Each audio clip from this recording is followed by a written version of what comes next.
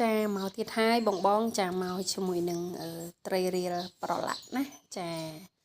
ផឹកមិញហ្នឹងទៅផ្សារទៅទិញត្រីផ្ទក់យកមកបបរបាញ់កាញ់បងចាហើយគិតថាងាកឡើងមិនដឹងជាធ្វើអីទេចាក្លែកទៅឃើញត្រីរៀលណាចាលក់ថាទិញត្រីរៀលទៅអូនយកទាំងអស់ទៅតែនឹកឃើញថាប្តីខ្ញុំគាត់មិនហូបទេត្រីរៀលចាមានការហូបតែ2នាក់ម៉ែហើយនឹងកូនចាឥឡូវហ្នឹងធ្វើការទិញត្រីរៀលប្រហែលជា5ត្រីចាខ្ញុំថាគិតប្រឡាក់ហើយយកទៅហាលឲ្យសពហើយយកមកចៀនចាហើយដើម្បីយើងហូប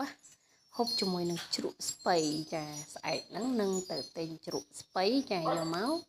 ចាទៀនចៀនត្រីរៀលរបស់យើងនោះបានមកពេលទៀតឯបងចាហើយត្រីរៀលនេះសិតតពងហ្មងនិយាយទៅចាសិតតពងនិយាយទៅការប្រឡាក់ត្រីរៀលគ្មានអីពិបាកទេបងចាបងអូនអាចមើលវីដេអូនេះបានចាប្រឡាក់ដាក់អីច្រើនទេតែទឹកត្រីអំបិលប៊ីចេងស្ករតែប៉ុណ្ណឹងអញឲ្យយកទៅហាលនេះហាលក្រោយផ្ទះទៀត